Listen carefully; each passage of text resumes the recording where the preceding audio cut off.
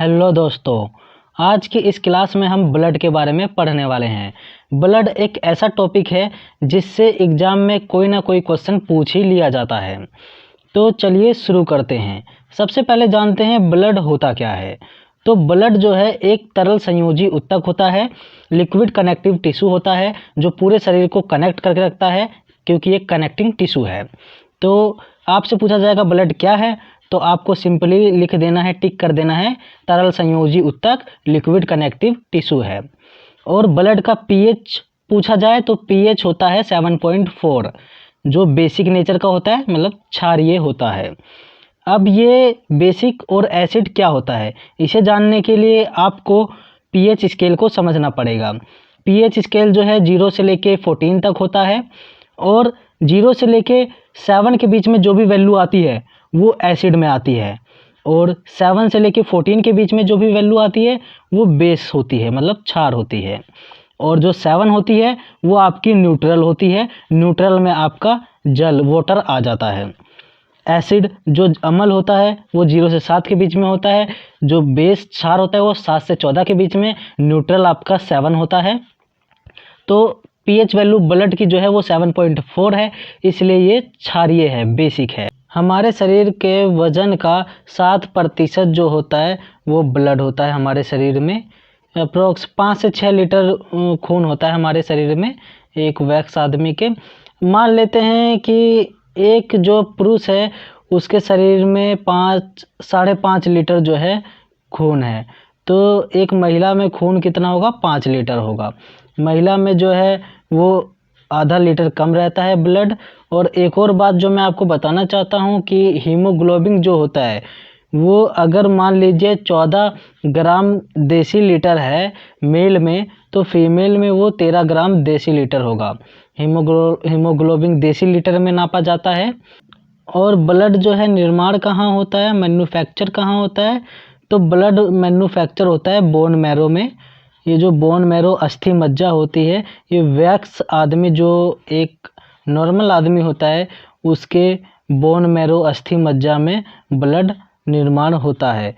जो है बड़ी बड़ी हड्डियां जो होती है शरीर की, मतलब पैर की हड्डियां, हाथ की हड्डियां, इन सब में जो है एक खाली स्थान होता है, वहाँ पे जो है अस्थि मज्जा होता है, बोन मैरो होता है, वहीं पे ब्लड का निर्माण होता है।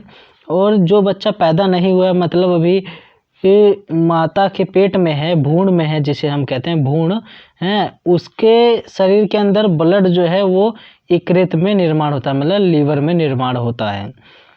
और बात करी जाए ब्लड स्टोर की, तो ब्लड स्टोर कहाँ होता है हमारे शरीर में, तो वो स्प्लीन में, पिल्हा, जिसे तिल्ली भी कहते हैं। ये अक्सर एग्जाम में पूछ लिया जाता है ब्लड कहाँ स्टोर होता है, तो वो पिल्हा, तिल्ली या फिर स्प्लीन आप कह सकते हैं, इसमें स्टोर होता है। और ब्लड के अध्ययन को हम क्या कहते हैं, हीमेटोलॉजी कहते हैं। ब्लड का अध्ययन हीमेटोलॉजी कहलाता है। और प्लाज्मा में से अगर हम फाइब्रोनोजन निकाल दें तो शेष हमारे पास सीरम बच जाता है। यहाँ पर देखिए दो चीज़ें ब्लड में होती है, एक प्लाज्मा और दूसरा कॉर्पसल्स।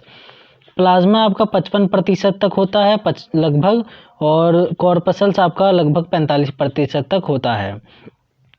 तो ये जो प्लाज्मा है इसमें 92% जो होता है आपका वाटर होता है, पानी, और 7% जो होता है वो प्रोटीन होता है, और 1% अन्य मतलब ग्लूकोज वगैरह हो जाते हैं, ये सब 1% में आ जाते हैं। तो और 45% जो आपका कॉर्पसल्स है, इसमें आपका आरबीसी, डब्ल्यूबीसी और प्लेटलेट्स आ जाती है। तो आरबीसी और डब्ल्यूबीसी को एक बार डिटेल में देख लेते हैं। आरबीसी जो होता है वो एरिथ्रोसाइट भी कहते हैं आरबीसी को, और डब्ल्यूबीसी को ल्यूकोसाइट कहते हैं। आरबीसी का जो जीवन काल होता है वो 120 दिनों का होता है, और डब्ल्यूबीसी का जीवन काल जो होता है 4 दिन का होता है। और आरबीसी की संख्या जो होती है वो लगभग 50 लाख के करीब होती है, और जो डब्ल्यूबीसी की संख्या होती है वो लगभग 10,000 के करीब होती है, 10,000। और केंद्रक जो होता है वो आरबीसी में नहीं पाया जाता, इसके अंदर न्यूक्लियस जो होता है बिल्कुल नहीं पाया जाता है। लेकिन आरबीसी का 2 अपवाद भी है। अपवाद मतलब जैसे ऊंट और लामा।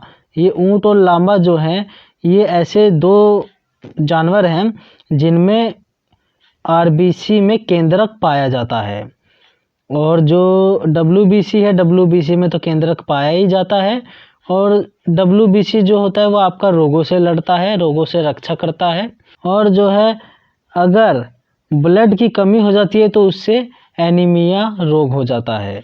ब्लड की कमी मतलब अगर जैसे मान लीजिए ब्लड में क्या होता है, ब्लड में आरबीसी होता है, आरबीसी में हीमोग्लोबिन होता है, हीमोग्लोबिन में आयरन होता है। हीमोग्लोबिन की एक और बात मैं आपको बता देता हूँ। हीमोग्लोबिन 2 शब्दों से बना है, एक हीमो और दूसरा ग्लोबिन। हीमो जो होता है उसका मतलब होता है आयरन, आयरन मतलब लोहा, और ग्लोबिन जो होता है वो प्रोटीन होता है एक। तो हीमोग्लोबिन में मतलब लोहा होता है, तो इसलिए जब आयरन की कमी हो जाती है शरीर में तो एनीमिया रोग हो जाता है। वो एग्जाम में अगर आपसे पूछे एनीमिया किस कारण से होता है तो उसमें हीमोग्लोबिन भी दे सकता है, आयरन भी दे सकता है, आरबीसी भी दे सकता है, ब्लड भी दे सकता है। इनमें से आपको कुछ भी दिखे तो उस पर आप क्लिक कर दीजिएगा, उसको आप सही कर दीजिएगा। बात करते हैं प्लेटलेट्स की। तो प्लेटलेट्स जो है रक्त बहने से रोकता है। कैसे रोकता है? थक्का जमा कर, थक्का जमाने में मदद कौन करता है? विटामिन के। आपने देखा होगा कि जो है हमारे शरीर में अगर कभी कट जाता है तो वहाँ पे कुछ देर बाद जो है वो ब्लड बहना बंद हो जाता है अपने आप 4-5 मिनट बाद, क्योंकि वहाँ पे एक थक्का नुमा कुछ जम जाता है, तो वो प्लेटलेट्स के कारण ही होता है। अगर ये क्लास आपको अच्छी लगी हुई हो तो लाइक शेयर सब्सक्राइब ज़रूर कर देना, ताकि आगे हम ऐसे ही वीडियो आपके लिए लाते रहें। बाकी जय हिंद, जय भारत।